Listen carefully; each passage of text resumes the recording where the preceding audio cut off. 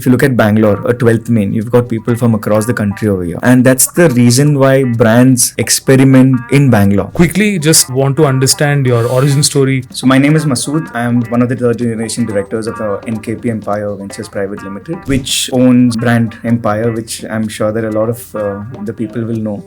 Everyone knows. I was the one who was with mom in the kitchen most of the time, and I would say my super skill is that I know exactly when to flip the chapati so that doesn't burn. We'll talk a little bit about EasyBites. How did that start? EasyBites, we thought fried chicken as a category was unexplored by local chains. So if you look at that category, there is KFC's, there's 5-Star Chicken, which is still an international brand. There were no local regional players doing chain formats. So Domino's has about 2,000 outlets in India. That's 10% of their global supply. If you look at Popeyes, if you look at Magnolia Bakeries, they opened their first outlet in Bangalore, not in Delhi, not in Bombay. After Kolkata, Bangalore is the hub for football. So he was like, why don't we start a club in Bangalore, giving opportunities for the kids in our academy in Kerala to play. That's when we started Empire FC last year. So is the government pro restaurants right now? See, I wouldn't give the benefit completely to the government over here.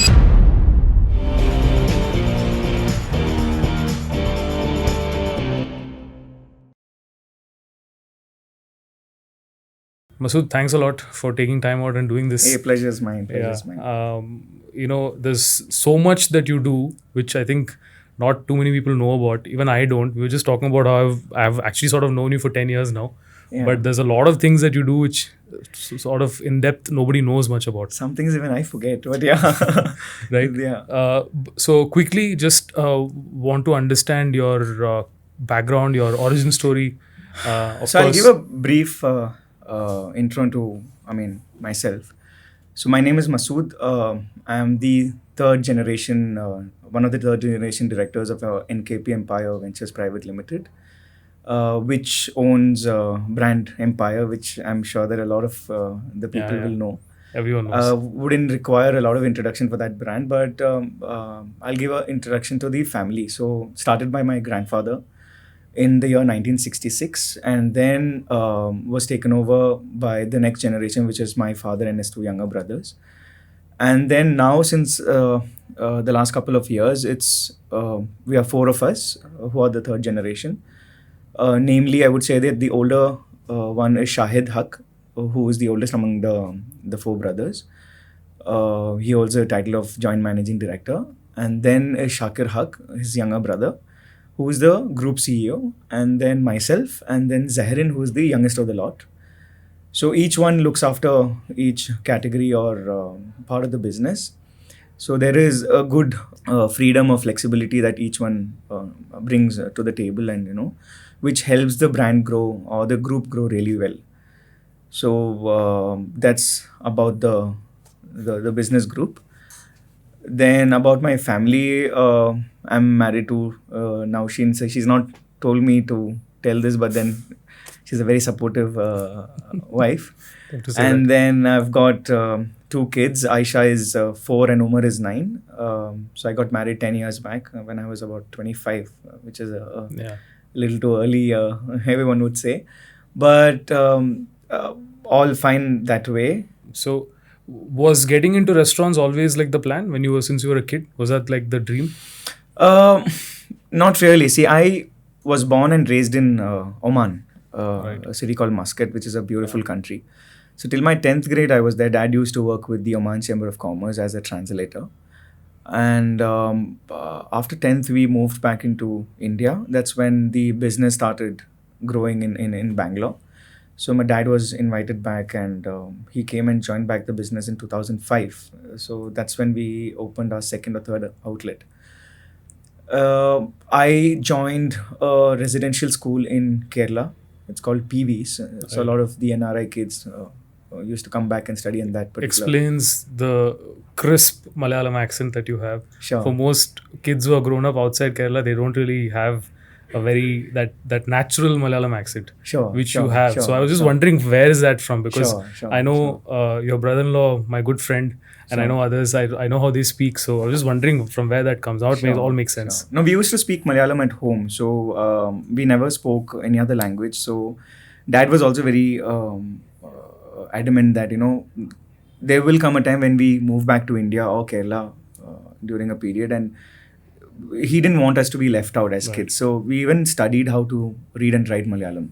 So I mean, been really proud of able to do that. My family tried to teach me because I also grew up outside Kerala all through. Sure. So I learned by watching films. That was my way of learning it. Sure. And at home. But yeah, I tried writing and it's tough. But the first 5 years of schooling in Oman, I went to a school where the second language was Malayalam. Oh, wow. Right, so there were about 3,000 Malayali kids in that particular school. It's called Indian School Dasit. And then the remaining 5 years, I was in Indian School Muscat, which is a mixed school where there were close to about 6,500 people. I remember I was in 10J, the 10th section of 10th standard. So there were about 500, 600 kids just in 10th grade. So 11th and 12th in this hostel in PV. So that was like a big change. An NRI boy coming to a hostel in Kerala, right? So there was a lot of learning, unlearning happening there at the school. But it's very interesting. So that kind of prepared me for the remaining of my life. I've told this to a lot of people that school really molded me in terms of getting along with a different spectrum of people and also, handling challenges, right? So the life in a hostel is a lot complicated, and especially in those days there were no WhatsApps or phones or tabs or any of those things. So it was a very raw experience altogether. And then after that, after 12th, I moved back to Bangalore and joined CMS, Jain College, Center for Management Studies. You're also same college. Yeah. So with 3 years of BBM from there, and then so that's when I was getting used to the whole restaurant business that we Is that when you realized how big Empire is? Honestly, yes. When I came for college is when I would have actually realized. But cooking was always there in my DNA, I feel. Because, see, my mum is an excellent cook. I mean, everyone would say that their mums are excellent cooks. But here what happened was in Oman, there was a small community of Malayali or Indian people who used to keep sharing recipes and stuff. And my mum was the A-lister in that. So she had her own Pinterest of recipe lists. And I still remember the paper cuttings and stuff, how she used to manage. And her friends used to keep asking her for, those books. And then they used to take photocopies and send it back. So she was always in that thing. So whenever she was in the kitchen, I used to be there with her. Right? So even though I have an older sister, I was the one who was with mom in the kitchen most of the time. And I would say my super skill is that I know exactly when to flip the chapati, right? So that doesn't burn. So that's how my thing with food started. So I was always fascinated about kitchens, about stove, about cooking, about different ingredients and stuff. And I think that also helped me prepare, when coming into this whole restaurant business. And also I think creativity was always there, right? So that explains LoudChilli, what we started in 2015. But food, again, being creative, I always had this thing for it. And while I was in college in Bangalore, I always knew that this is what we will have to come back to. Whatever we do, this is what we have to come back to. So after my degree, bachelor's in Bangalore, I went ahead and did my hotel management in Dubai. So that was my second bachelor's. So that's called the Emirates Academy of Hospitality. It's got nothing to do with Emirates Airlines. It's owned by Jumeirah Group, which owns Burj Al Arab and Jumeirah Beach Hotel and the other hotels.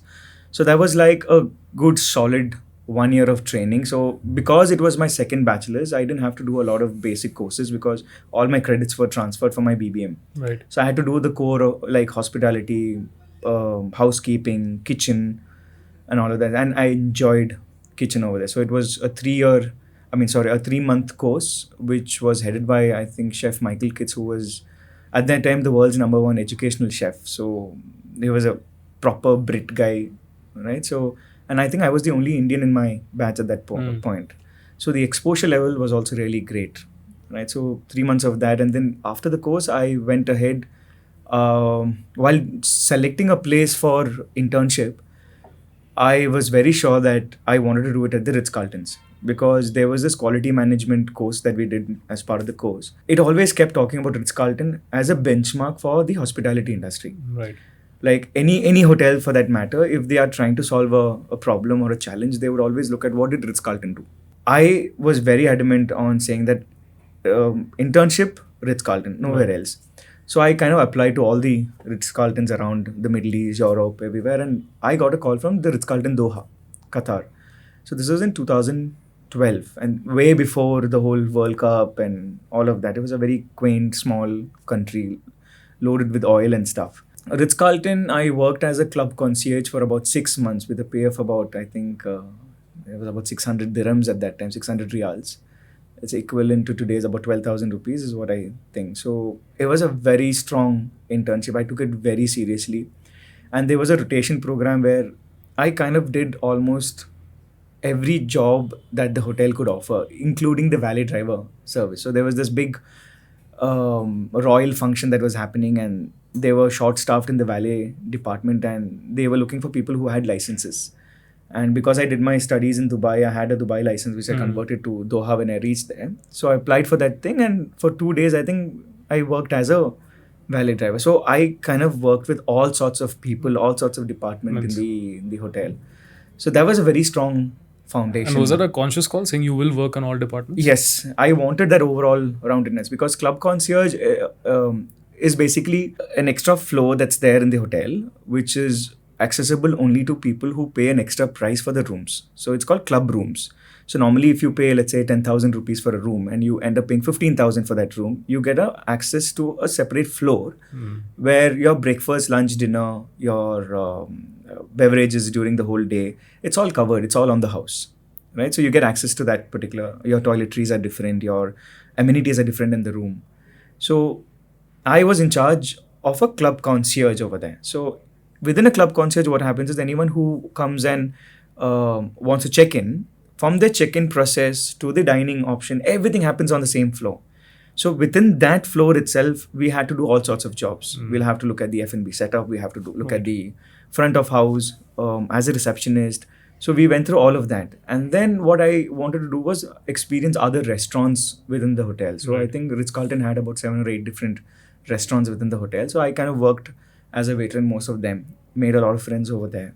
And after that, I kind of I stayed back in Doha itself. So we had a cousin over there who was doing a business. So he was like, hey, why don't you join me or let's do something together. So hospitality or something else? No, it was completely different. It was into construction and I would say, so when companies over there are short-staffed, right? When they're not able to finish their projects on time in construction. So they approach people like us, the company that I started, and we help them supply manforce to those projects for a limited time so that they finish their projects faster, right? So I had to start, we started that business over there and I was there for about a year and a half.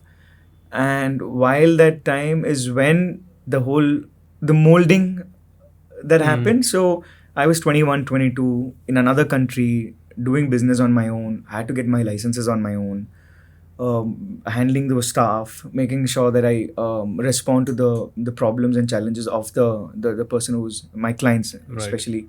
So that helped me take decisions faster or, basically get out of my comfort zone. Nice.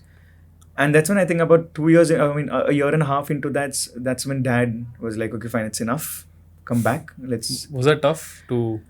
I wouldn't say it was tough. I always knew that the calling was always back to the restaurant business that we had. But I think Dad wanted me to get an exposure outside, right? Because see, what happens is when I come back into my business at a very, very early stage, I will be treated like a boss always, right? So there is always this seat that is always given to us. Even if you do mistakes, no one challenges us, right?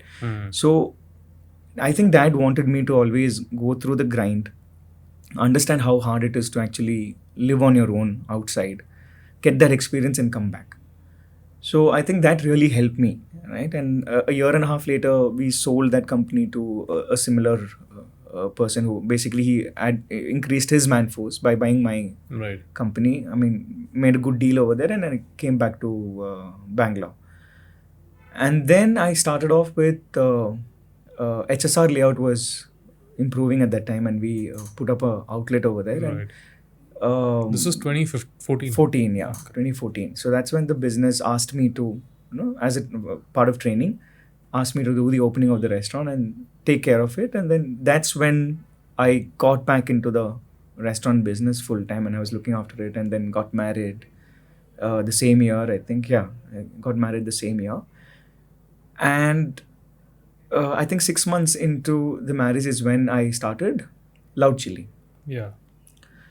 So when I was a kid, when I was in Oman, every year we used to come back to Bangalore for holidays. So 2 months of holidays, 1 month used to be in Kerala and 1 month used to be in Bangalore. So I used to stay with Shakir, my older cousin, and I spent close about 7-8 years every year, right? I used to come and spend time with him, and he used to take me out with his friends. So that 1 month a year, we really got close.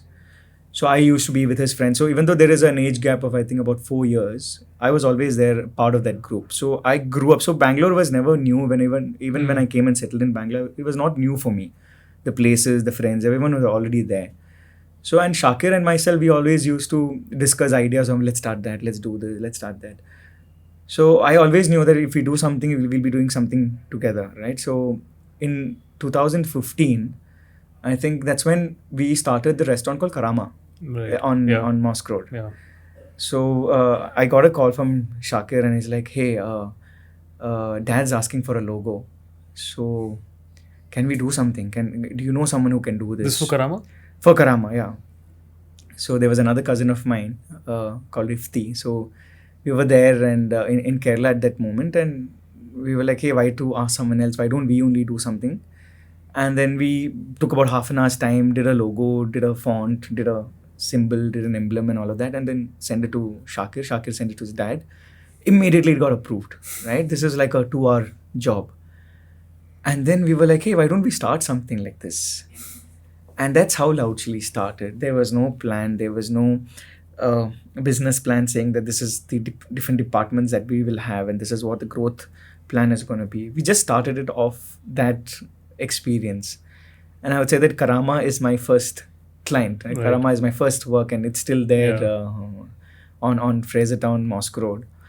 And then one thing led to the other, and we took up a small 200 square feet space in Frasertown next to Tom's Bakery. We were about 3 of us, me and 2 other designers were there. 2015 this is. So...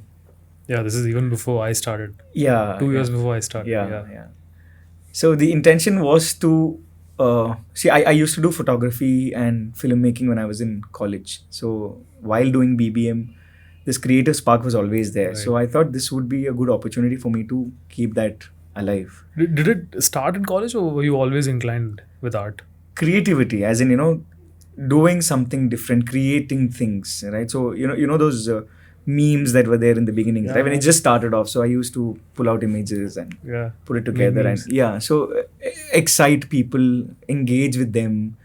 So this creativity spark was always there. So I was like, hey, why don't we, keep that as a side hustle and see how that goes. And then... So this is not a serious business idea in 2015? Never.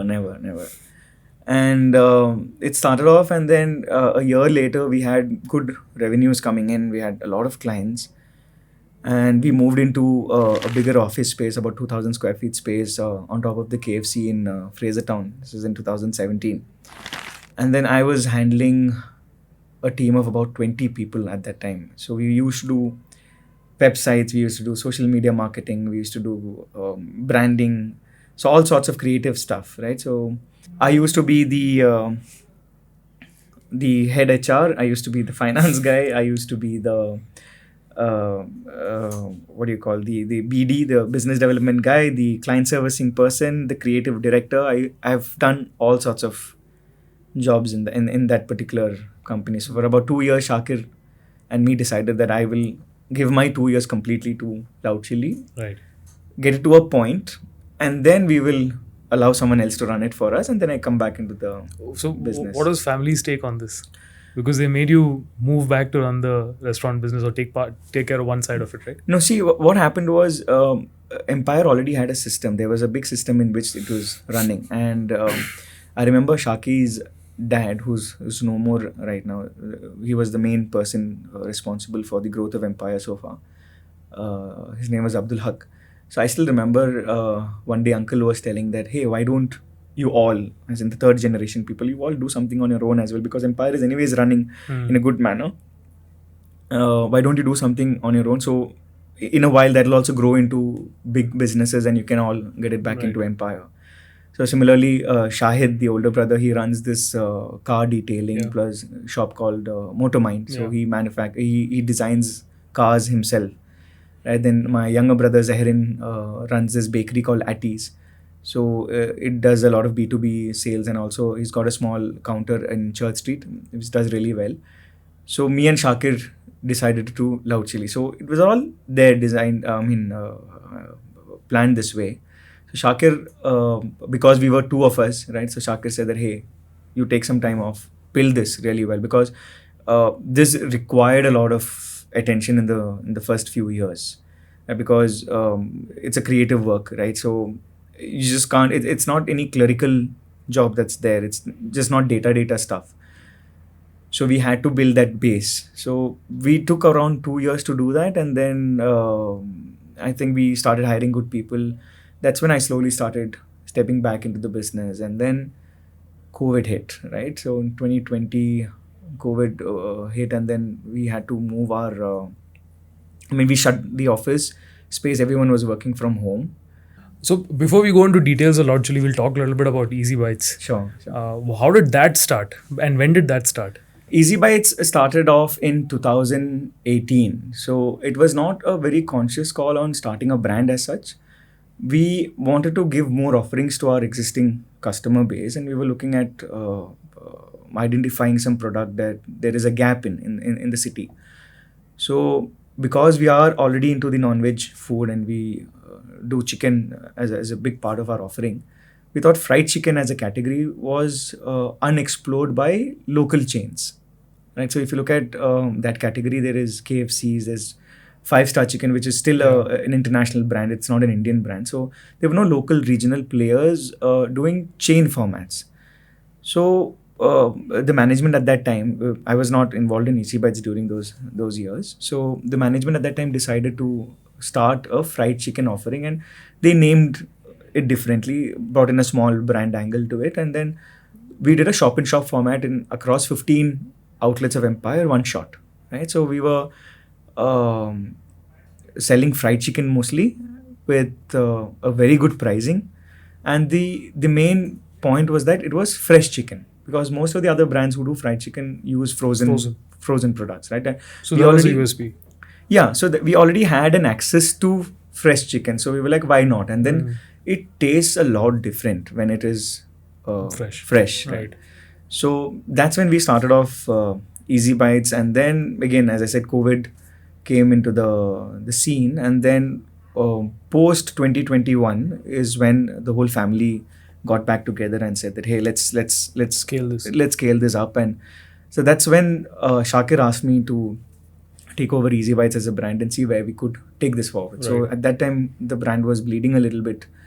There was a lot of challenges because I just got back into the restaurant business again full time, and after the whole LoudChilli stint, there were 15 outlets, right? So there was a top line that all 15 outlets were doing, but it was not doing well in terms of our bottom lines. So I had to do a complete overhaul. So that's when I got into the picture in 2021 November. So that's the place where I started off. Right. And how many outlets at that time? We had about 15 outlets, and all those were a shop within Empire. Right. So even with Swiggy and Zomato, there was not a different listing. Right. So it was within Empire. It was within Empire. Right. So there was a lot of things that I had to take care of when I got back in, and there were a few strategies that I. So it was 15 when you took over, and they were all within Empire. Within Empire. So today, what's the model? Is it standalone, or are they still with Empire? We have, I think, a couple of models right now. So one is a shop-in-shop model, which is there in Empire. We've opened our first independent outlet in 2022 in Ramaya College. I mean, next to Ramaya College on Belt Road. That was our first independent outlet. Then we opened a mall outlet in Vega City, which is on Bannarkutta Road. So we've got a mall format. And then we've got close to about 12 cloud kitchens that we operate as well. So altogether today, as of today, we've got about 35 outlets of EasyBites in Bangalore and Mysore kept together. Right. So when you started on day one in 20, I'll say 2021 as day one, because before that I think you were busy with LoudChilli and there was obviously everything else going on, etc. So what is the kind of, like, where do you start your research? Because by then I feel a lot of other brands also came into the market, right? A lot of them are today also doing fried chicken, and most of the average consumers don't know what's difference. Because they aren't that educated about, say, for example, the freshness for that matter. So where do you start as an entrepreneur saying, okay, where do I begin fixing this? See, first of all, when I got the opportunity to take care of EasyBites, the first thing I had to make sure was that similar to any other businesses, my product had to be top notch, right? I mean, the advantage that I had was that we were there in 15 places already, right? The brand visibility was a lot. So it was easier for me to introduce something new and scale it faster. Because there were 15 locations, especially Church Street. The location in Church Street was really great for us in terms of visibility. And Church Street has evolved, no? Last 10 years, crazy. Yeah. We've just recently renovated the building and we've got like a huge screen that's there outside. That wasn't the first Empire, right? No, the first Empire was in Central Street. But I think this one became more of an iconic location. Yeah, because of the location and the crowd who were. So the difference, the space, distance between these two outlets is just about 350 meters, but the clientele is completely different. So this brought us into the phase of the people. Now, if you look at Empire also, if you look at the growth of Empire, what happened was in 1966 when grandfather started this outlet, someone else was running it on his behalf, and then when the kids started becoming bigger, they were brought back to Bangalore and they started running it. And then the good thing that happened with us is that when the city of Bangalore grew, we grew along with it. Yeah. So that's the advantage. It was not like a sudden decision to grow this into, we never had a 5-year, 10-year plan as such. When the city grew, we grew along with it. So if you look at Kammanalli as a location, Koramangala as a location, Jayanagar as a place, when all these places started popping up, we or our older generations, they made conscious efforts and strategic decisions to open outlets over there. Right. So that's where we grew really well. So it was not like an overnight success or overnight growth. So there was a lot of hard work because at those times there were no funding, there were no VCs, there was no bank facilities. So everything had to be from retained profits, right? So there was a lot of struggle, hard work that our older generations had done in getting Empire to where it is today. So similar approach with EasyBites? You went after zones which you thought were booming? So with EasyBites, the strategy that I followed was, primarily if you look at any successful business, I would say that there are 3 stages of growth. The first one would be where people or the entrepreneur make sure that the product is right. So there's a conscious effort in taking the product really, fine-tuning the product really well and making sure that it is a product that would be demanded by customers, right? So once the product is developed, the second thing that you do is build the company that needs to sell the product. So there's a lot of systems, processes that you start bringing in to make sure that this product doesn't lose quality when it starts scaling. So you bring that. The third step would be to bring in professionalism into it. As in you start hiring more capable people who've worked in bigger companies. Because the resources that you already have only worked or seen what we have done till today. So bringing in outside people has always does have its benefits, right? So that's the third part, bringing in professionalism. Now, if you look at how EasyBites was done, the first thing I did was make sure that the product is really great. Now, the fried chicken, I didn't have to do anything because that recipe, the product was amazing. But then the other products around it, like the burgers that you see right now, the rolls that you see, the rice bowls. So all these things had to be strategically brought into the menu offering and make sure that these are all scalable, because the category of business QSR that we are in, it has to be a scalable model. So my intention was to make sure that anything I introduce into EasyBites, it has to be scalable. Now, once my product and my second stage, as in, the basic systems were ready, then I followed the strategy of Blitzscaling. So I've read this book a couple of years back. Yeah, sorry? Reid Hoffman, yes. So Blitzscaling, just to give you a small understanding, is that the crux of that strategy is speed over efficiency. Yeah. Right? So what he talks about in that book is that to make sure that you stay relevant and competition doesn't come and bother you, you go at a pace where it kind of blind people in terms of the kind of scale, the speed that you run. You do that, but then obviously there is a higher risk in this, because to run at that speed, you need a lot of capital. Now, if you have that capital, if you have the people to handle that, you run at a particular pace and then you stop after you scale to, let's say, 10 outlets, 20 outlets. Take a pause, like wait for 6 months, review the processes that you had made earlier, see how that is incorporated into the scaled outlets that we have, make the changes, and then get it ready for the next 1 or 2 years of run again. So that's the process that I implemented along with the team that we have, and we got to from a 15. When I said that I had 15 outlets when we just started off in November 2021, from there to 1 whole year, I did not increase even 1 outlet. The whole year was dedicated to studying what the product is, how we can make the product better, how we can price it well, how we can have better vendors on board. So that process took me a whole year. Then the subsequent year, we opened about 12 outlets, right? So altogether right now, from 15 to 35, that's close to about 20 outlets we had increased in a span of about a year and a half. Now, if you ask me, the last couple of months, we've taken that pause.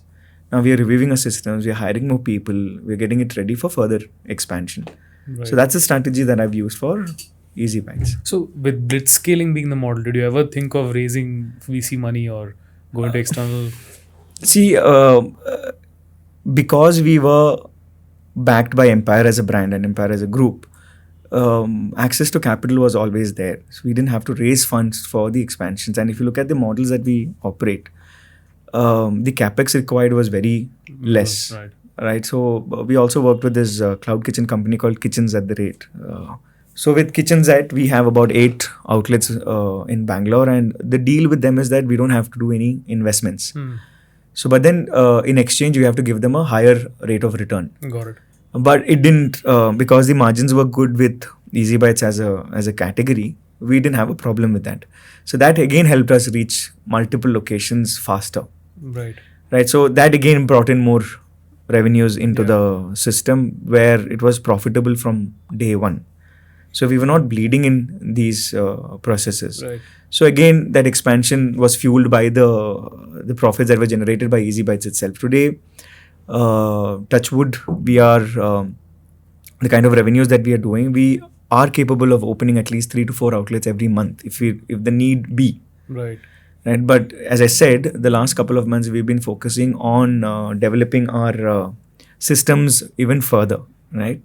So that's what we are focused on right now. Got it. So, and I'm assuming this format is far easier to scale than Empire, right? Because Empire is just very, very large in terms of even the offerings.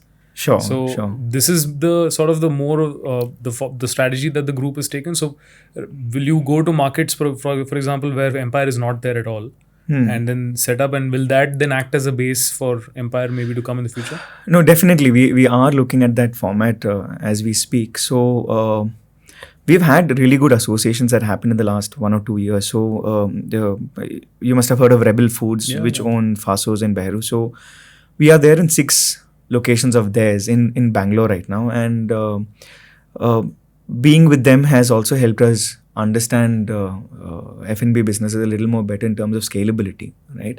So we are also looking at opening multiple outlets through their format itself, and they have about 450 kitchens across the country right now. Plus, I think a year back, there were few people who were interested in, I would say, an investment or a buyout plan who wanted to associate with EasyBites. And that's exactly when we understood the scale of what we are doing. So we were busy growing this brand from a 15 to 35 outlet. And when these kind of calls came in is when we realized that, hey, there is something that EasyBites is potential of, right? That we could explore.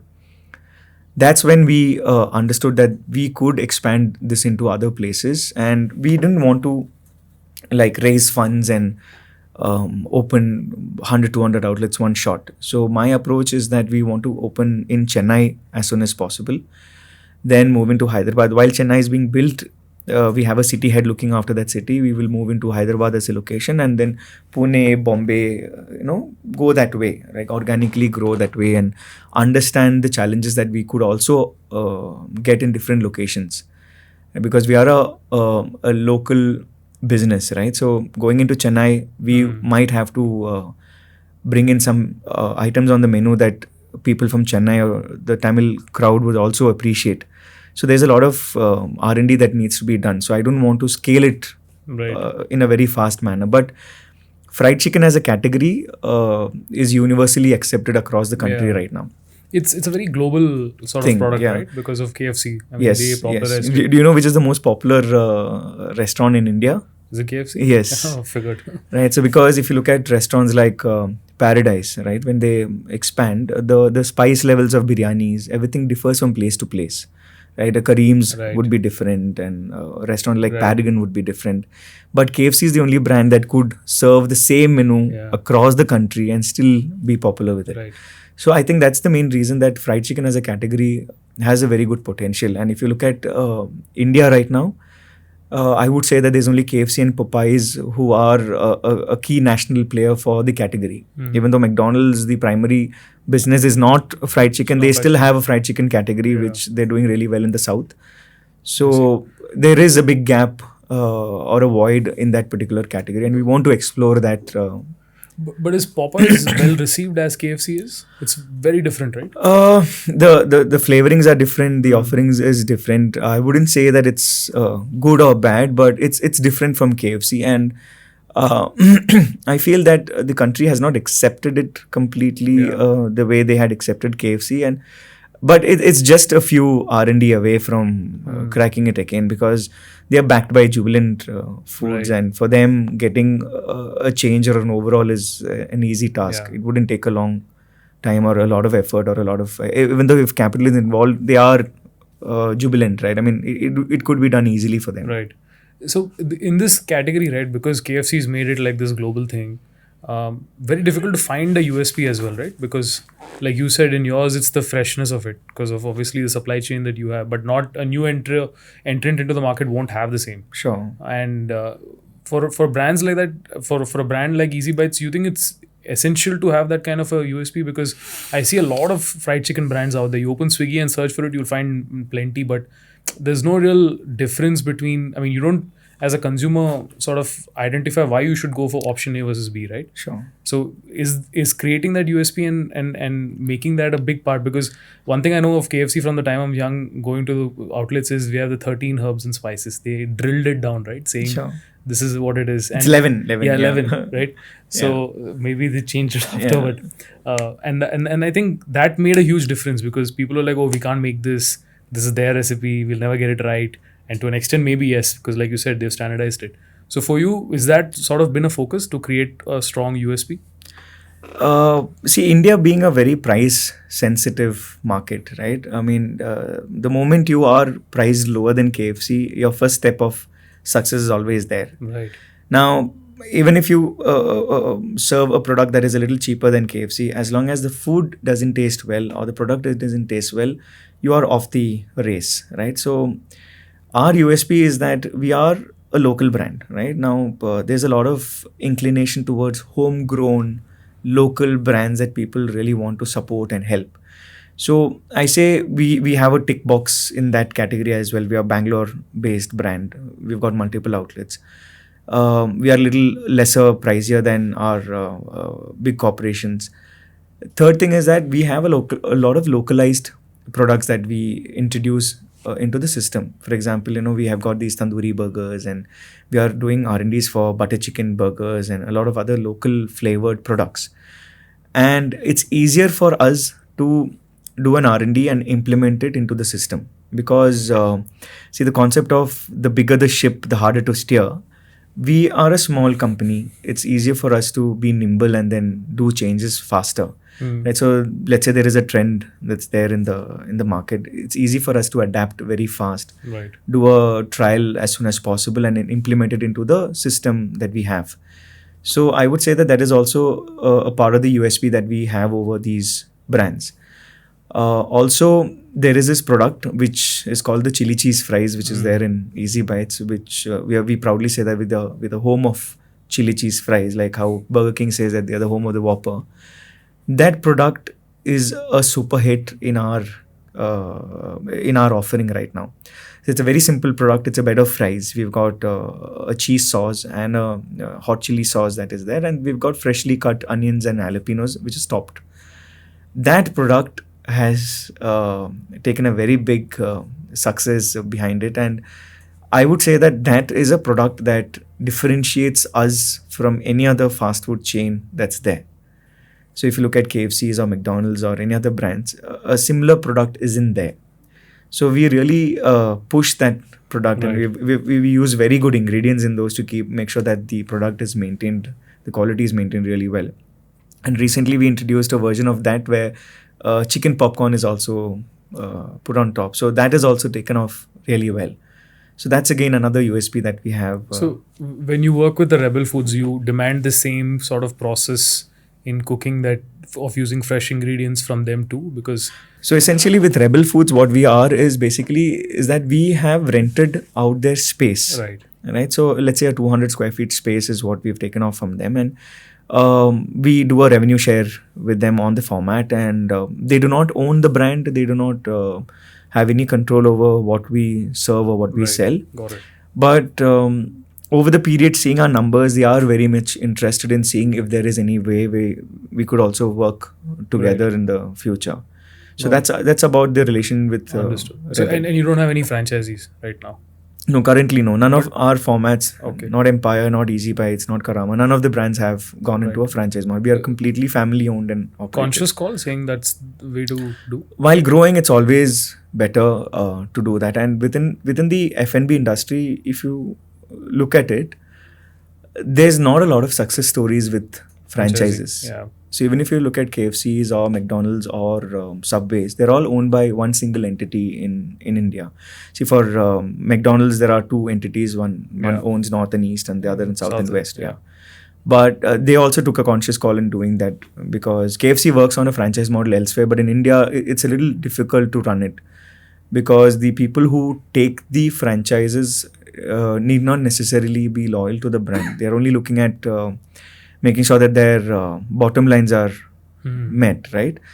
That's the main reason for even Wow Momos, that matter. They started off, they tried their stint at franchise, and they immediately called it back. And all the 600 plus outlets that they have is all owned and operated by the company itself. So we also took a call on not to go the franchise way, and even if we have to take a call on that, we would go for a model called FOCO, which is franchise owned and company operated.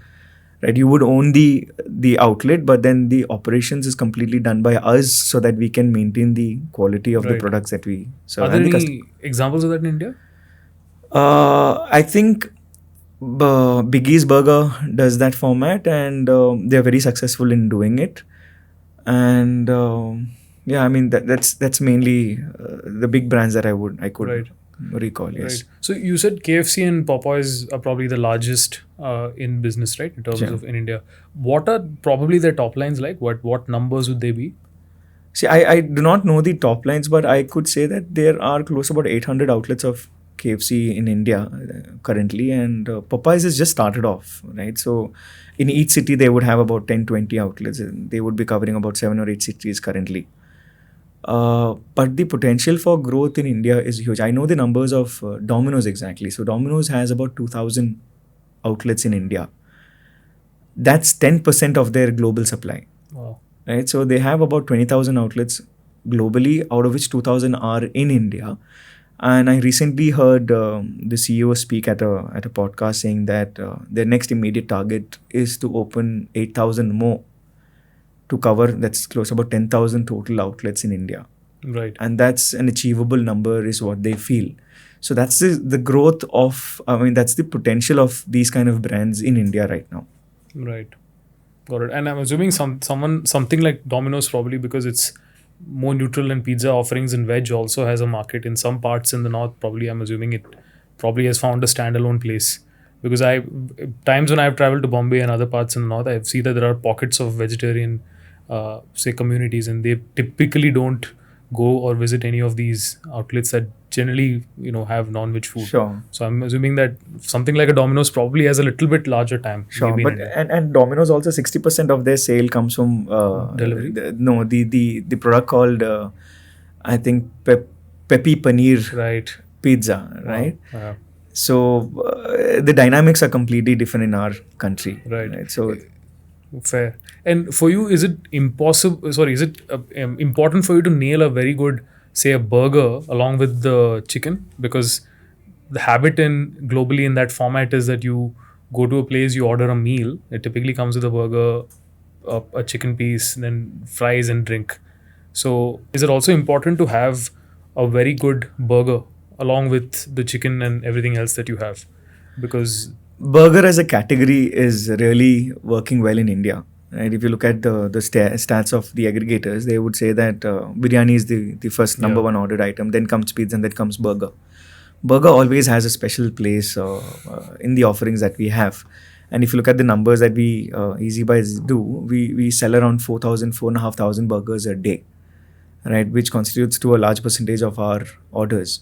Fried chicken is also equally important, but burgers as a category is also moving really well. It need not be that it has to be packaged with the like burger with the chicken or chicken with the burger. Each one has its own market as well. Right. In terms of marketing, right? Because also you have your time at LoudChilli, so that gives you some edge in terms of looking at a market from an advertiser's lens. Yes. Now you have different brands in the ecosystem that you have. You have Empire, which probably does not require any marketing because it's a legacy brand. Then you have Karama, which I think is a very, very nice concept, because I remember coming to Karama in the early days, and I absolutely love some of the dishes that you guys have. The Karachi naan, for example, you don't get that anywhere else. Sure. Right? So how do you switch from a marketing lens? How do you look at it when you have to look at each of the brands? Do you capitalize on the legacy factor, or is it something else that you look at when you have to communicate anything out there? It all comes down to your target audience, right? Who are your customers? What are they looking for? How can we excite them? How can we engage with them, right? EasyBites is essentially a QSR format, right? Empire is a casual dining experience. I wouldn't say Karama is a fine dining experience, but it's a premium dining experience compared to what Empire is, and the target audience is completely different for that. Karama people would be looking at more of an experience as such, where they'll be able to bring their families, celebrate an occasion, and have a very good experience with a group of, let's say, 10 to 15 people, right? Empire is a casual food on the go, right? It's comfort food. Mm-hmm. Now, the customers for that is completely different. Someone would have Empire 3 times a week, 4 times a week. But Karama would be like once a week, once in 2 weeks, or even once a month kind of thing. So marketing is completely different to everyone. And I mean, if you look at marketing an FMCG product, for example, and marketing for a restaurant brand or an F&B brand, but it's a lot different, primarily because FMCG, for example, you could have an e-commerce website and you can sit off in any city in India and cater to anyone across the country, right? But for a restaurant, the customers are within, let's say, a 5 or a 7 kilometer radius. So I cannot promote a Karama which is in Fraserton. I cannot promote it in, let's say, Electronicity. It would be difficult for them to travel all the way here and come, right? So I need to have efforts which is going to be a mix of, let's say, digital marketing, a lot of on-the-ground marketing, which happens in that area where you do a lot of community programs, you have a lot of sponsorships that happen, you have a lot of stalls that you put in these areas. And plus you also work with a lot of community development programs where you be part of the whole system, right?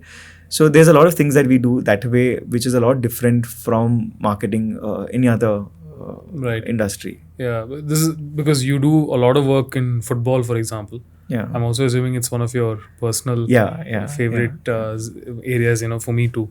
I've obviously working with BFC, you're one of the sponsors. We are not a sponsor. We are a food partner with BFC. Okay. So the love for football has always been there. I mean, I love the sport, not for the kind of competition you see in terms of your Premier League and Bundesliga and all of that. I love the sport for what it can do to a community, right? The kind of social impact that it can bring to a whole community as such. Now, if you look at our hometown, I see I'm from a place called Trikaripur in Kerala. So it's a big footballing village. So our dads, our uncles, they're all footballers in their early days. And slowly the charm of football started reducing in that village, primarily because for a better life, people started moving into the Middle East. Right. And they call it the Gulf, right? So football started dying there slowly. So I was like, hey, why don't we do a format where we run academies in our hometown, bring back the whole spirit of football. And there were a lot of different clubs that were there, these rivalries that were there. So we somehow got all of them together. And in 2015, we started a football academy. And while doing that, the people who were the members suggested that why don't we use the word Empire Football Academy. I said, we will do in a way that it benefits the village. Right, so I wanted the name of Trikaripur to be in the team. Right, so it's called the Trikaripur Football Academy (TFA), and the main intention was that, let's say, for example, this club gets really big and the academies get really good, and we start going and playing football in different states of India. Right, imagine the team goes to Punjab, which we did, and while playing there, the scoreboard would say Trikaripur. Right, so that meant a lot to us. So it was a program that we all consciously did, and the fees are extremely low compared to what we are, and a chunk of the kids, about 20% of the kids who cannot afford the program, are all paid by us in terms of scholarships, because talent actually comes from there, right? So that's how my whole thing with football started. So we started 2015. And then we have academies in different age groups starting from 6 until 20. And also we have a senior team playing in the local division over there. And every year, from the year we started, we got promoted and we are playing the super division in our village over there. Right. Then we were like, hey, our kids are getting really good at this, so we need to give them more opportunities. Now, where can we get them to play bigger competitions and stuff? So that's when we were like, hey, Bangalore is a hub for football. After Kolkata, Bangalore is the hub for football. So we was like, why don't we start a club in Bangalore, giving opportunities for the kids in our academy in Kerala to play. Plus, it becomes a branding exercise for Empire as well. Right. So that's when we started Empire FC last year. Right. And we registered ourselves in the C Division of the Bangalore District Football Association. We could have bought into the A Division or the Super Division, but we wanted to start from the root levels, understand the challenges of running a club, and then grow that slowly over the period. And C Division is quite competitive, no? Because you have about 120 and it's a teams. Group knockout kind of a model. Tough to climb out of it. Yes. So last year we did really well in our group stages, and then unluckily in our knockout matches we lost to another club, and then we were retained in C Division. So now the C Division has already, the knockout division has started, and yesterday we played our first knockout match and we won against another team, and we're looking at growing over here as well. the whole story of Empire FC is also inspired by what Gokulam did. So Gokulam FC, what happened was they had a budget of about 2.5 crores every year for print media. So when they hired a new marketing person, so he said that, hey, why don't we start a football club? Because Kerala is passionate about football, and the more you win matches with that club, you get free press. Right. Then it becomes a community-driven program. And in the first few years, they spend money on running the club. And then when they started winning more tournaments, they started getting sponsors, which took care of the expenses of the club. But the name is Gokulam's, right? So that inspired me in doing the same kind of model for Empire FC as well. Right. So we're sure that till we reach Super Division, we'll have to put in our money into that. But then once we reach there, then it'll be taken care of by other partnerships. But then the name will still be for Empire. So that's... So if everything goes to plan, you're an ISL in a few years. Yes, I mean, I wouldn't want to put that as a name because running an ISL club is not easy. I mean, in terms of finances and the returns on that. But when it gets too, the ambition gets too high, the whole purpose of football development, all that would again be lost. Right. So I would want to take it step by step and see how that goes into it. So how many kids are in the academy at Trikharipur? In Trikharipur, we got about 170 kids currently in different formats, in different age categories, and we've been winning tournaments which are hosted in that region plus across Kerala, and we've got a really good team of coaches that are looking after the programs over there.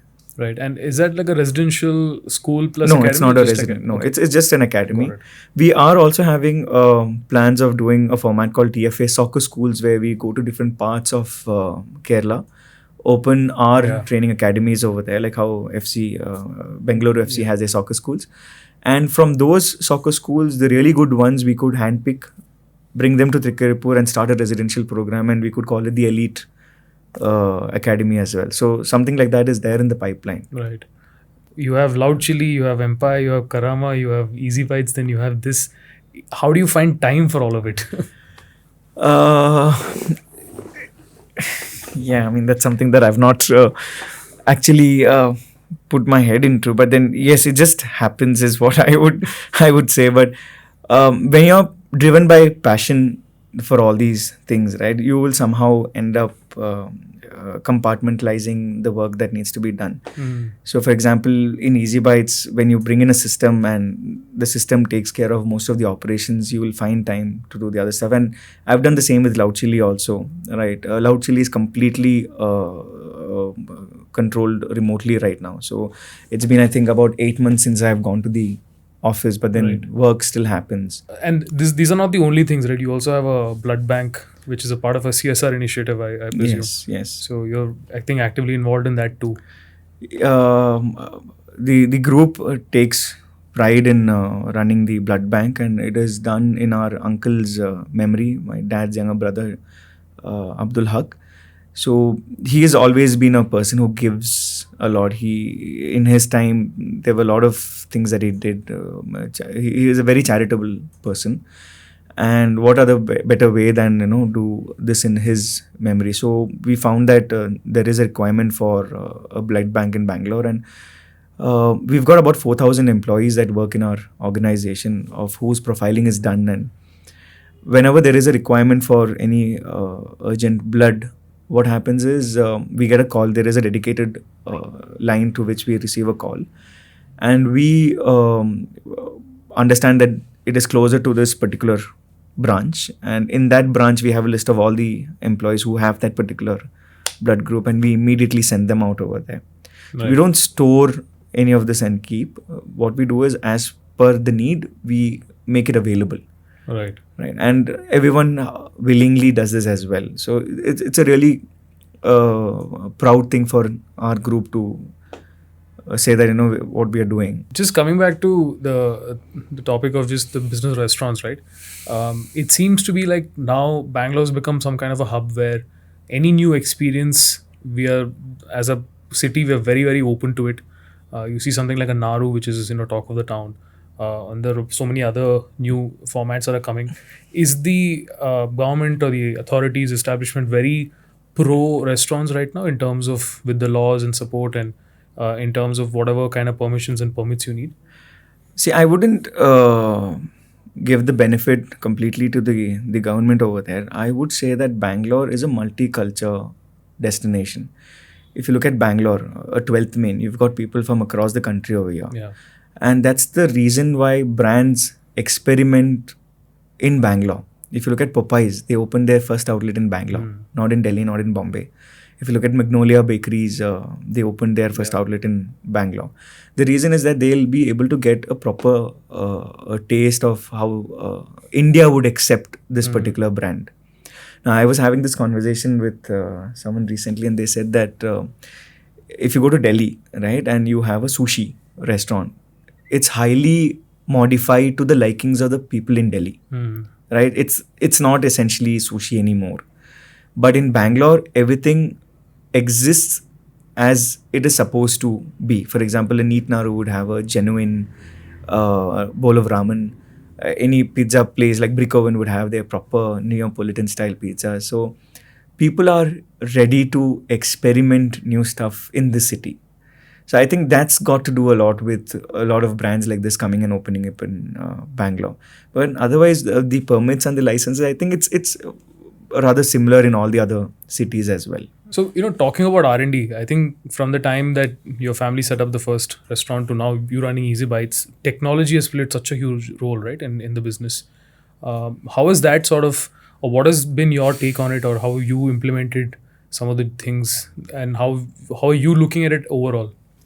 See, as a family, as a business, we've always wanted to adapt whatever was relevant in the market in terms of technologies, in terms of best practices that are there. What we've done is, as I told earlier, we never had a 5 to 10 year plan, right? So when we grew, we reached 5 outlets, for example.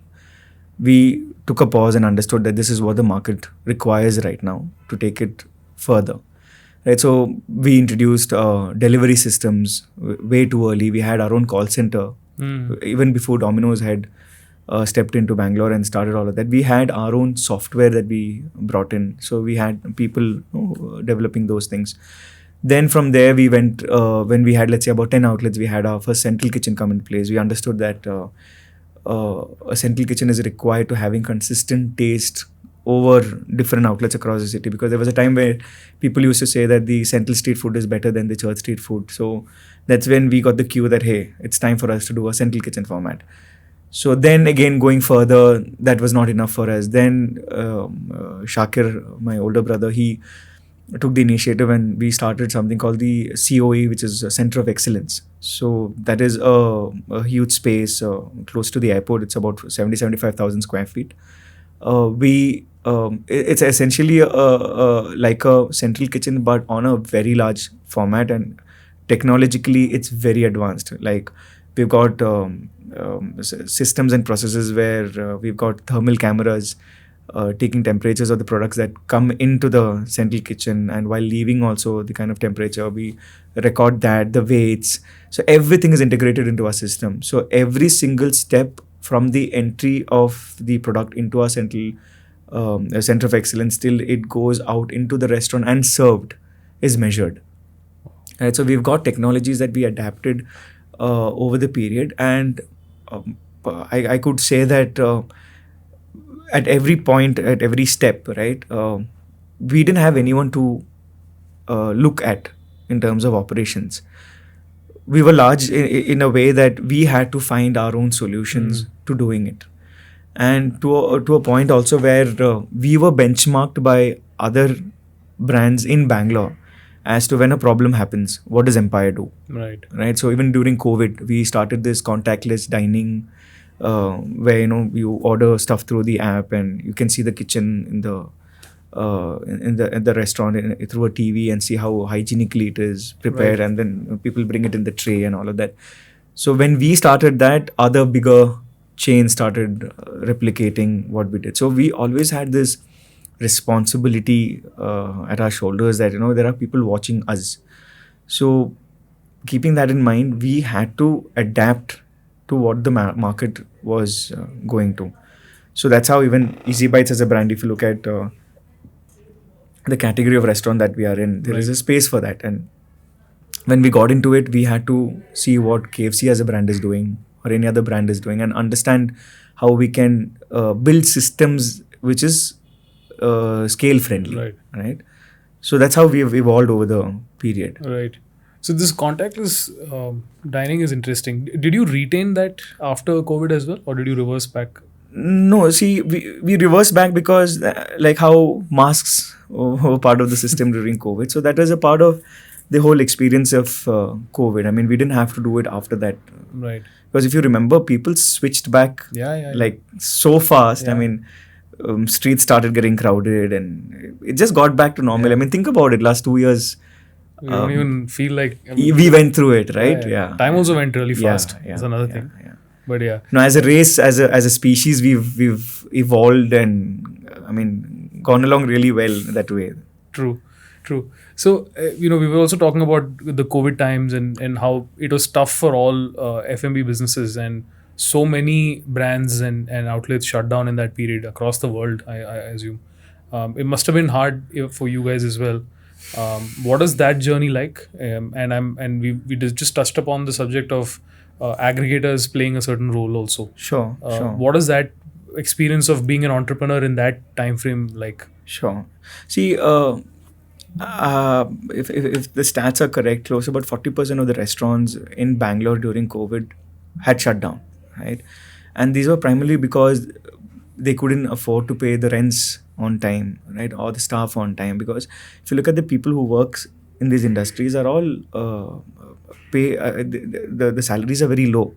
Right now, if you cut 50% of their salaries, it's not going to be easy for them to survive as well, right? So either you pay the rents or the salaries fully, or you shut shop. That was the situation during COVID. And we being large operators, we had to come up with options or come up with solutions to these things. So luckily we had the aggregators available at that point, right? So all our businesses were online during that period, and that helped us pay our bills. And I still remember we never cut down on the salaries or any of those things during COVID, and that's why most of our staff have retained with us as well, right? Most of our vendors, like people who supply products to us, also knew that Empire will definitely pay, even if we asked them for a bit of period to make the payments. They were sure that Empire would definitely pay. So that helped us navigate through COVID really well. But if you look at aggregators as a whole, everyone have different experience with the aggregators. Right. Let it be the processes, the policies, the stringent measures that they have, or let's say, for example, the commissions that they charge. But I think that it's part of the whole aggregator business. I mean, they also have to survive the whole thing, the kind of business they are into as well. But what happens is, let's say, for example, if you enter with the aggregators at a very high percentage in terms of commissions and stuff, and your business is really good, and your average order values are really good as well, you always have the bandwidth to go sit with them, renegotiate, get your terms, or reduce the blow that you had signed up with. So it's again a strategy, and I feel even the aggregators would come to us with a lot of offers. Let's do that, let's do this. It's up to us whether we have to say a yes or no to that, right? So and how long are these deals generally? Is it renewable every year, or is it long term when you sign up with an aggregator? I think when you sign up, it's a long term deal, right? I mean, they obviously, as aggregators, would always look at coming every year and increasing the ask. But it depends on how your business is as well. Right. But there are a lot of businesses that have done really well even without the support of aggregators. If it's a purely dine-in experience, restaurants, I mean, they don't look at what the aggregators can support. Right? But during COVID, again, if you think about this, ITC, right? They came up with their kitchens on a... bakery also, right? Yeah. Sunfeast and all of that. So... everyone needed the delivery partners, and for us to maintain our own delivery network, as in hiring riders, having the bikes, looking at the servicing of those bikes, looking at the police fines that you get for not wearing the helmet. So it was always better for us to work with aggregators. And I wouldn't say any particular brand, but even now ONDC as a model is really coming up fast as well. So I'm sure that there are a lot of changes and things that will come into that space as well. Right. Is there a difference for you as a restaurant on ONDC versus any of the other consumer first aggregators like Swiggy or Zomato? So ONDC as a brand is also, it's relatively new. They're building their supply, they're building their demand as well. But the other aggregators have been here in the market since a while, and like how Uber and Ola has taken over, they essentially they create a habit out of you, and then over the period, even the prices are a little higher, even the delivery rates are a little higher, they still stick on to it because of the ease of use, right? Now ONDC would not maybe have their applications as great as what the other aggregators, but I'm sure that ONDC will and other players will also emerge, will have really good stack where they'll be able to provide better services than what is currently offered. Right. In terms of locations, future, you said Chennai is obviously one of them, but any other areas that any other cities, zones that you're targeting in terms of expansion? Apart from the metro cities that we are planning to, obviously all the big cities in India is definitely an option for EasyBites to expand. But if you look at the success of, let's say, brands like Domino's and even KFC for that matter, they are heavily investing in tier 2 and tier 3 cities in India, because the simplest format is because you can sell the product at the same price, but your overheads are much lower, and they accept you better because in the cities the competitions are more. But when you go into a smaller town and you're a KFC, right, your pool is much larger over there, right? So they are, and India is a huge country in terms of opportunities that way. Our population is the advantage over there for all these brands. So EasyBites is definitely looking at tier 2 cities to also look at in phase 2 of development. Right. Predominantly in South? Yes.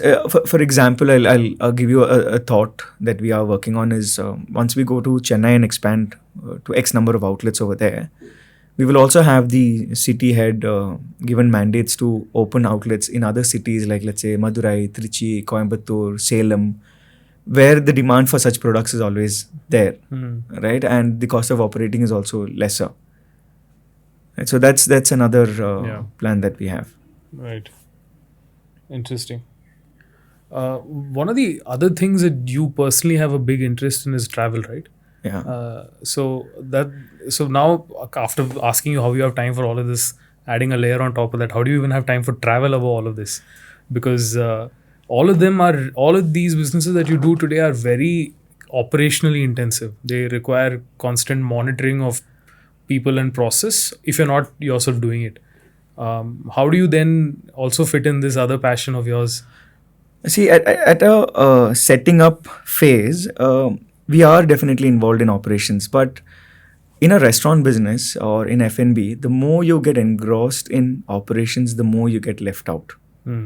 Because the only people who can bring in strategies or changes into the system is the promoters, and if they get into operations, it's not going to be good for the business. Because we are operationally highly intensive operational businesses, we still need to have a lookout over there, but then we always need to find space outside the operations as well. So now that EasyBites is a little more streamlined in that way, I still do have a time where we are able to travel on personal front, on business front, and that's where you also get inspirations on different kinds of food that's available. So that also is a main part of how we bring a lot of changes to our menu offerings. Right. This is actually very good insight, which is the knowing when to step back or making the system self-sustainable, right? Without your involvement. I think a lot of entrepreneurs, and I'm assuming a lot of F&B entrepreneurs get caught in that. Where they want to be there every day, and that's also a model, I think, where a chef if the promoter is also a chef, then probably it's built on his or her expertise and activities that they do in the kitchen. But if you're running a business, it's very important to know when to take that step back, right? Sure. A lot of, I think, entrepreneurs get stuck in that. So that's essentially because, we definitely do need to strive for excellence in our product, in our service, in our hospitality, all of those in F&B. But if you strive for perfection, then that becomes a problem, is what I personally feel. And I'm not sure whether it holds true to all the businesses. But in F&B, if you look at perfection and you have this feeling that if I'm not there, it will not run the way I intend it to, then you're stuck there, right? The moment you take a step back, allow people who you've hired to make mistakes, right? Don't judge them, but correct them. Right? The more you do that, the more confident they also get in your leadership, and then they might even find better ways to solve problems, right? Because there'll be only one way that I would be looking at solving a problem, and if you have more people under you, there'll be a lot of more options in doing it. So unless and until they find confidence in us, they will not be open to giving us those suggestions as well. So we need to take that step back, see how it is, and then modify to right. Yeah. Very interesting. This brings me to obviously LoudChilli. Sure. I know how intensive advertising is as a business, to run, to set up, to operate. The fact that you did that parallel with Empire and also then with EasyBites is, I don't know how you did it. So what were the early days like? You said obviously initially you didn't think it was a serious business. It was sort of, but at some point it became serious, right? Yes. There must have been one or two deals that you signed, closed, which made it feel like, okay, now this is not something that's small that I can afford to do this. So when did that happen? I think post-COVID is when we actually started taking it as a serious business, right? So due to some luck, I would say, we got introduced to this brand called Ideal Ice Creams, which is from Bangalore. So they're a legendary brand from there, 50 years into the business. And I got in touch with the owner, Mukund sir. He's a fine gentleman, and he has this great taste for creativity and stuff. So we happened to meet them, and at the same time, they were looking at a complete rebrand of their brand. So they have this logo, which is a red and blue logo that they had, and they wanted to start attracting more youngsters into their. So it was like this old school brand, and they wanted to get that young crowd into the liking. So we also heard that he had tried doing this for the last 2 years, and he was never happy with any of the outcomes. And so that was a big challenge. So we put in all our A-team people into the job, and I think in the second iteration, we cracked a design, and that made us realize what league we were in at that point. And not just the rebranding part, as soon as the rebranding got done, they had about 70 different flavors of ice creams. And the whole repackaging came to us. Now, imagine from a very small boutique design studio to creating designs which is available in X number of shops across Karnataka, right? That was a big achievement for us. So that is where I thought, okay, fine, this is now changing. Now, this is definitely going to bring in more attention to our company and get us more orders in terms of other work. So then we started developing the team, getting more people on board, invest in better systems that can, churn out designs faster and all of those. Then we were really, I think in the last 10 years, we would have worked with close to about 700 to 800 brands altogether on different formats, rebranding, branding, even as small as doing a brochure for them, for example. So that has also helped me mold myself into the business of EasyBites, because every new client is a new set of challenge, right? I mean, it's not the same service you provide every month. You get in a new client, they would be from a different industry altogether. Let's say a hospital comes and says that we want to do rebranding. So when I used to handle the creative direction in the beginning, we have to learn about the hospital industries, right? What are the different departments? What are the different services that they offer? What are the competition? What are the colors that these people use? So there's a lot of thinking that needs to be done at a very small time frame. So like that, imagine working with 300, 400 different brands over a period of, let's say, 4-5 years, that has helped me in taking a lot of creative decisions, right? So even while navigating EasyBites from what it was to what it is right now, this experience has helped me take it forward. Right. Yeah. So was the forte or the focus of the agency design-led solutions, or was it rebranding? Did you have like a core that you said, okay, we'll build our services around this function? Not necessarily. See, when we started off, initially we started off as a branding solution place. We'll do logos for you, right? So when we do a logo for a client, they'll be like, hey, do you guys do websites? Okay. So then, so then we started a small department that does websites, and they'll be like, hey, we want to do marketing now. Do you do social media? Can you do? So then we'll be like, okay, fine, we'll do social media. So that's how it evolved. Now, since the last 6 months, we have heavily invested in doing a full video production department. Right. And if you look at even in digital marketing, video comes first, right? More than images. Yeah. So everyone needs reels, right? They all need video content.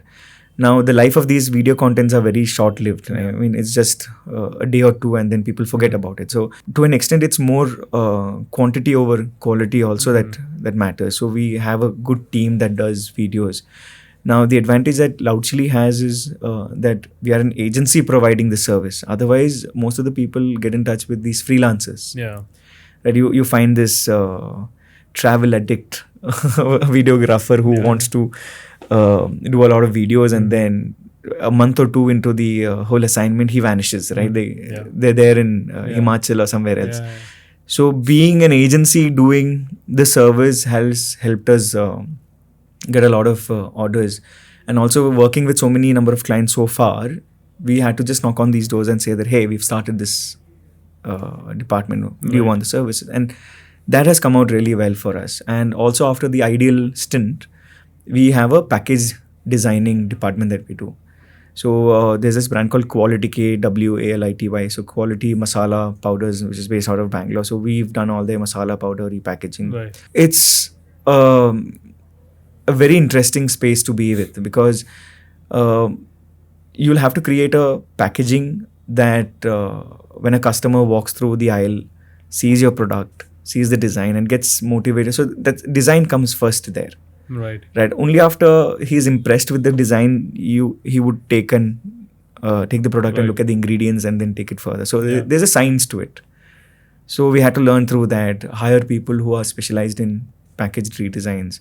So that has also helped us. So packaging redesign and video production is what we are focusing really on. And is F&B the focus, or is it like just why do you cater to anybody that you feel you're right fit for? We do work for different industry people, but F&B definitely plays a much important role, because when the clients come to know about the Empire and EasyBites background, it's even more easier to sell that the service that we are.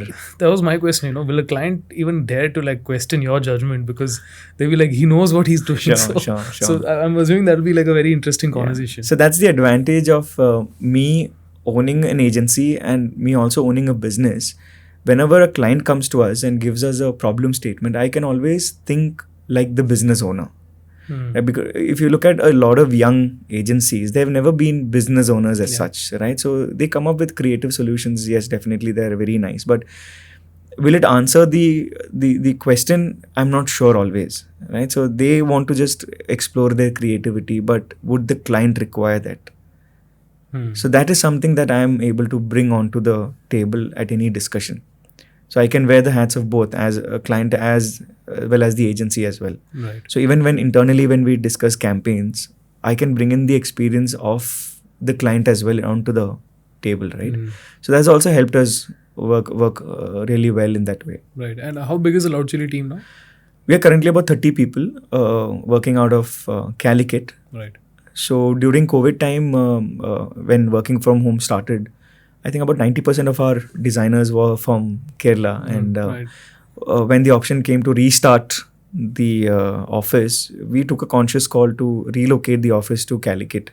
For two reasons. One, our designers are there, right? So they feel at home and all of that. Plus, I did my hostel schooling in around Calicut area and have a lot of friends there. I really like Calicut as a place. So I always used to say jokingly that I would get settled in Calicut as a place. So I always wanted to do something there in terms of business. So that was the second reason. So we went there, took up a small space.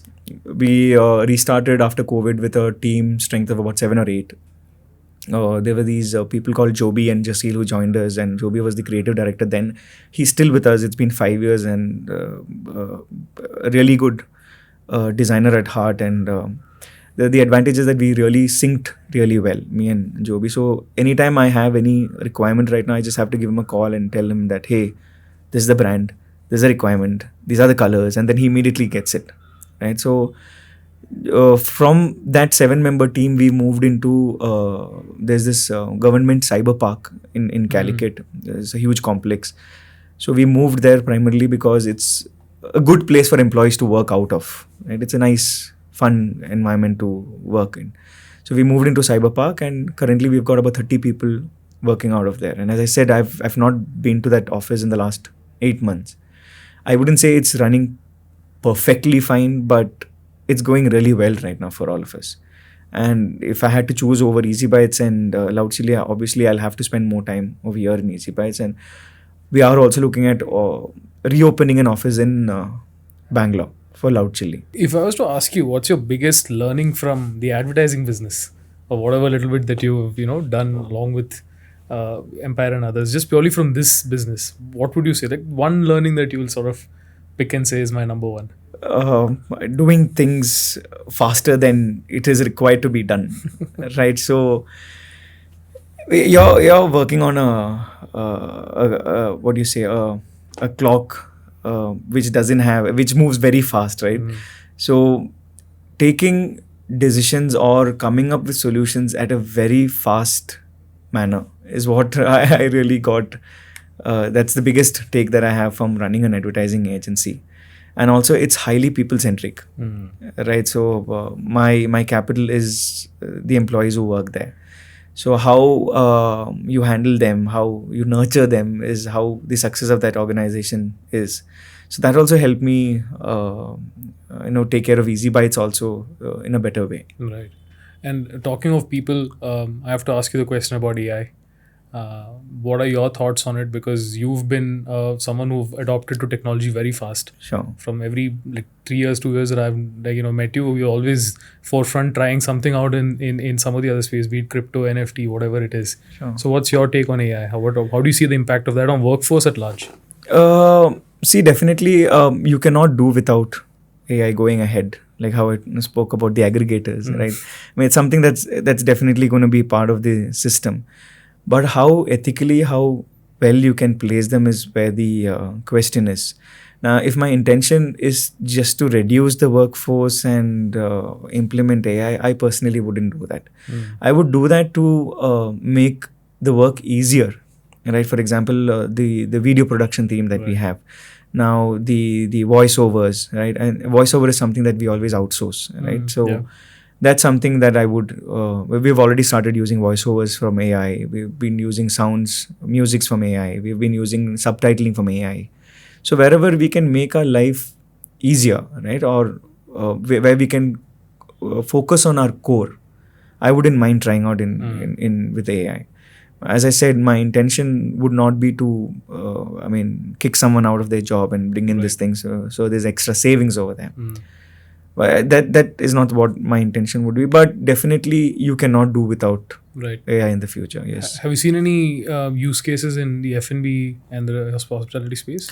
There's a lot of data science applications that AI has brought in a lot of change into, especially, ChatGPT is a very big example, right? I mean, what work I would usually do in let's say 10 days in terms of research and development. Right. I could do it in 2 or 3 days because of the kind of inputs that ChatGPT could assist us with, right? So that way is yes. And also, I think menu planning, right? It's a lot easier for us to get in touch with these AI bots, and they'll be able to get you positioning faster, right? Otherwise, how do you do it? What is the traditional process to it? there's a lot of R&D. You go through a lot of recipes, a lot of menu, right? A lot of, see, for example, if I want to know what's happening in Australia in terms of F&B, right? I'll have to do a lot of website jumping and seeing. This you just ask in one place and all the data is there and all of that, right? So it's easier that way. It makes things faster, right? So anything that would, as I said, usually takes 10 days, you can do it in a day's time. So you can focus on what your core is and take it out faster. But again, when it comes to, let's say, for example, ChatGPT, right? I mean, everyone knows that it's a very advanced tool and all of that, but there is still an understanding of how do you ask questions to it that matters. Right? Just because you have access to the portal doesn't mean that you will be able to get the best results out of it. So you'll need to do prompts really well. You need to know what questions to ask, what type of questions to ask, so that you get the results out of it. So that takes a little while. And there are a lot of online courses, I feel, nowadays that focuses on prompting questions to ChatGPT so that you can get better results out of it. True. Have you been encouraging your co-workers and employees also to pick it up in terms of? At the moment, no. It's just been few months that I've been personally getting into that. But over the period, I think, yes, we will have to sort of understand how that works. And and also, for example, if you're looking about, designing campaigns, right? It would not be the best campaign that would what a chat bot or an AI bot would give you, but then it gives you a start, right? It gives you angles to where you can start thinking. But there are certain things which humans cannot be replaced with, right? There's some emotions, there's certain things that you still can't. For that, it's a jump start.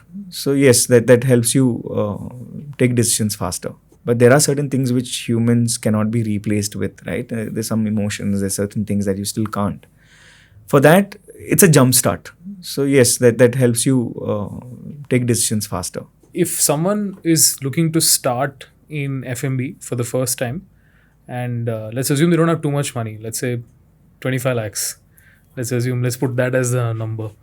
Is that enough capital to start something of significance today? Or do they need more? See, the easiest thing to enter is F&B. A bunch of friends, they finish college and, bro, let's start a chai shop. That's the first thing, that's the easiest thing to enter, but it's the toughest thing to sustain. So if the stats are right, close to about 70% of the restaurant businesses that open closes within the first few years. Right? It's very difficult to sustain. And it's mainly because of the complexities of the business as such, because the kind of raw materials that you use, the expiry dates that you work with, the marketing that you need to do.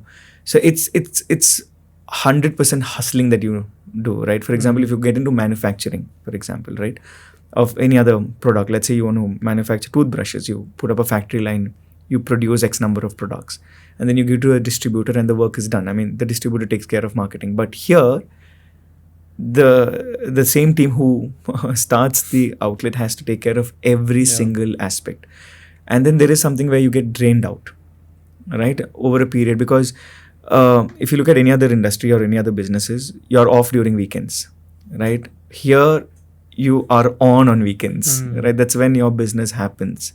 So late nights, off hours, it's a very challenging thing to be a part of. But if you have your recipes right, or recipes to all the things combined together, it is easy to craft in today's time because of the models that are there around. Because if you need to try out a particular cuisine, you don't have to have a physical store, right? You just there are a lot of cloud kitchen operators where you can go and open, which will cost you, let's say, anywhere between 8 to 10 lakhs to do a small kitchen setup. You'll have to spend on marketing over there, on creatives, because the only point of contact you have with your customers is your packaging, right? So you have invest in really good packaging, and you communicate your product with your customers and spend a little bit of money on popularizing your brand or making it available. It's called CPC, cost per click on the aggregators. You reach the customers, you see how the data goes on for like 6 months, and then when you're confident, you jump on to having a brick and mortar business. Because a brick and mortar business is definitely required. I mean, you can't say that I can be only a cloud brand.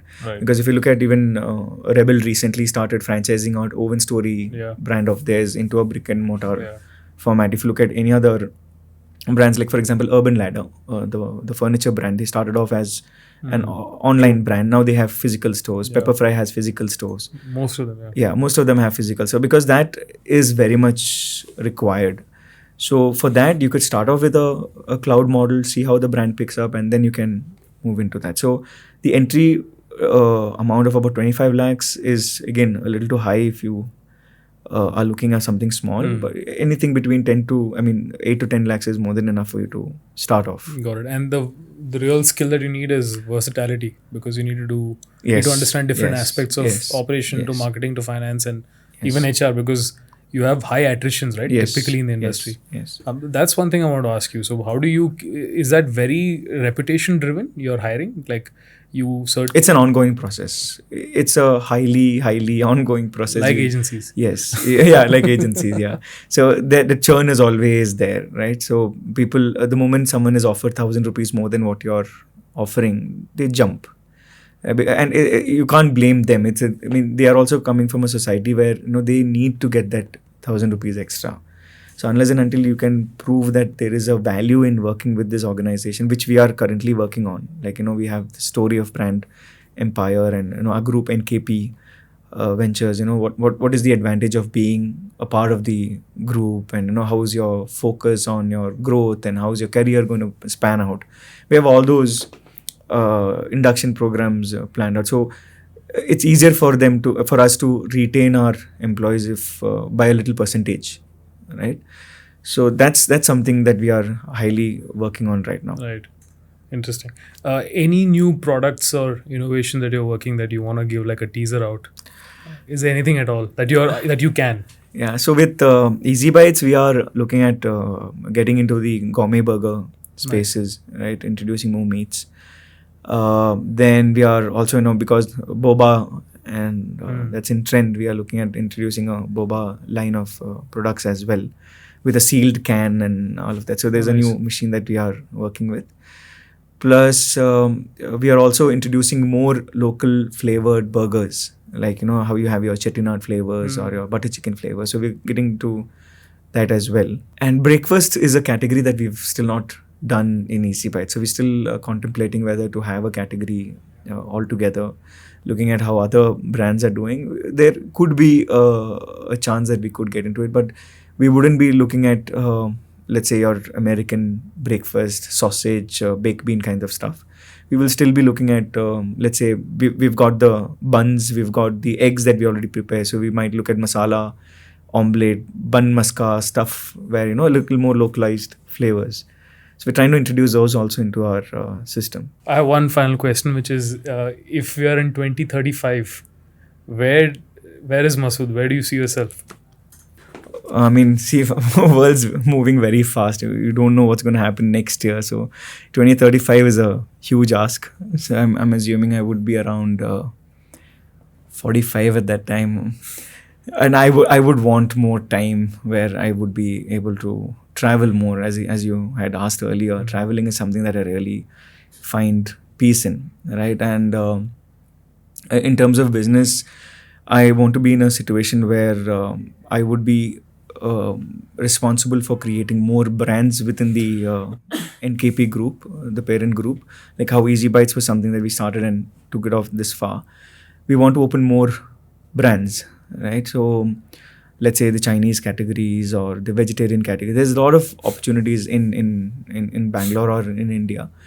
And we're also looking at operating outlets outside the country. We already opened a restaurant in Malaysia 2 months back under Empire. And we've got one restaurant in Dubai also with the name of Empire. So we'll have to see whether we could globally also increase. So by 2035, I'm expecting or assuming that we would have a lot of footprint across the globe with our brands.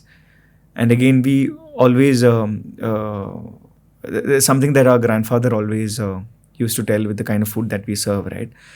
Imagine a person is spending 100 rupees on food at Empire. It's not only his stomach, but his soul should also be full. As in, it sounds better in Malayalam, but but yeah, he should feel happy that he spent that 100, right? So he should feel in terms of the quantity of food that's there.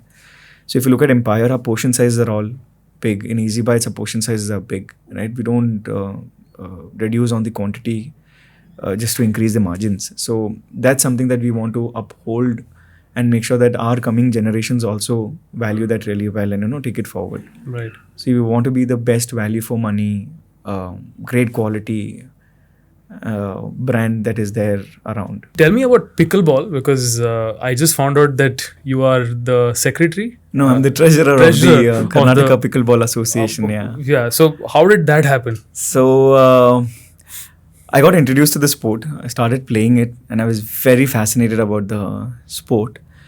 And usually, what Masoud would do is start again a business around that thing. But I've got too much on my hands, so I found that there's a huge opportunity for that sport to grow in Bangalore. Now, if you look at what the states have done or with what other countries have done for that sport, it's huge. Now, from a business point of view also, your ROI in setting up courts and renting it out, your ROI is in, let's say, 3-4 months, you get your returns back. So that's how demanding this sport is.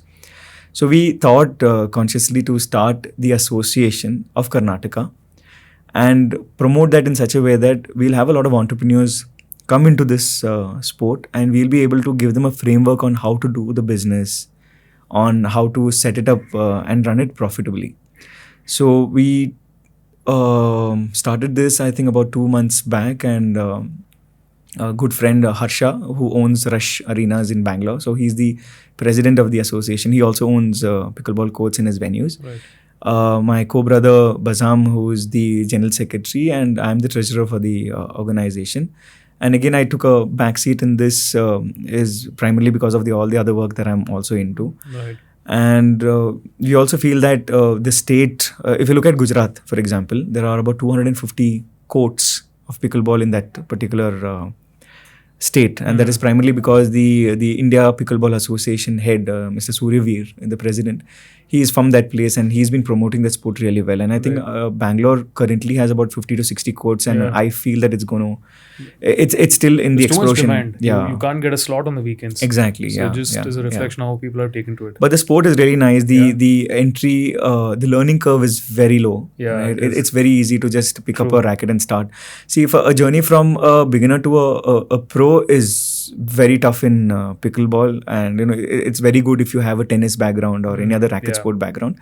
But as a social sport, it's amazing, right? My son and my father can play on the same court in 2 different teams and still enjoy and have fun, right? So my wife and her cousins, they also book slots during the week and go and play. It doesn't demand a lot of physical aggression, but it's fun, right? You end up making a lot of memories while playing the game, and you can even play it for like 2 hours straight and still not feel a lot tired and still have fun and come back. Yeah. So from a social angle, I think that's a very nice sport to get into. Right.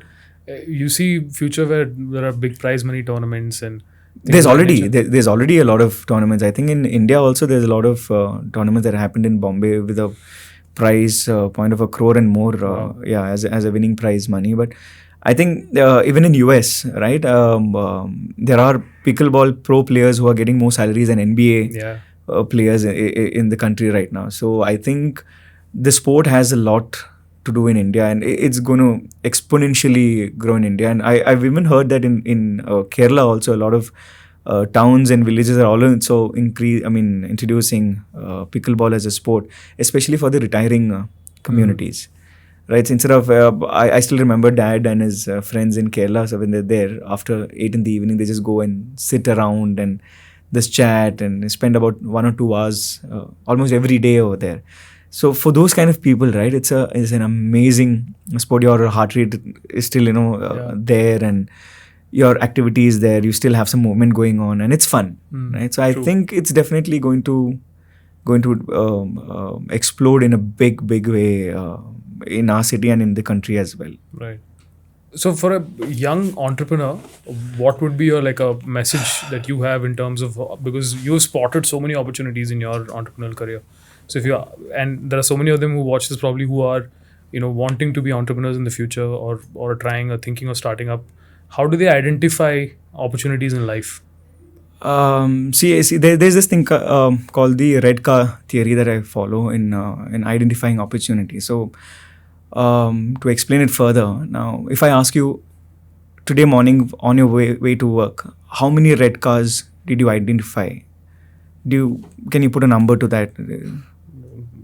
No, right? Tough. But then, if someone comes and tells you that, hey, for every red car you identify on your way, on your way to work, for every red card I'll give you $50. What would you do? I'll look out for the red card. Exactly. So that's how opportunities are there in the market. The more you look for it, the more you can find it. I mean, people sit out saying that I'll wait for an opportunity. No, you always need to be out there looking for opportunities. And once the opportunity hits you, right, then the next deciding factor is how fast you move from finding out to implementing it. The shorter the period between you finding an opportunity and implementing or starting that opportunity describes how successful you're going to be in the future, because that's very important. I mean, I know a lot of people who said that even before Uber came up, I had an idea of starting a taxi sharing service. I mean, but what did you do about it? Right, so that's where the change happens. So that's what I would want to tell everyone, saying that start looking out for opportunities. Put your head into something and then start looking for it. It'll definitely come in front of you. And the world has a lot of opportunities, and people would say that, yeah, I mean, people did that 10 years back. The opportunities were more then. And now, everything is started. Every industry is already, there. But then, no, everything is, I mean, look at AI. The kind of opportunities that are there in that space. Yeah. So you need to adapt to that as well. So keep looking out for opportunities always and keep pushing yourself to doing it faster. Right. Got it. Masoud, thanks for doing this. Pleasure. And I hope to see more podcasts of you. Sure. I hope this is a start, and the next Dipinder Goyal podcast is with you, probably from the family. Sure. Looking forward to that. Thank you so much. Thank you.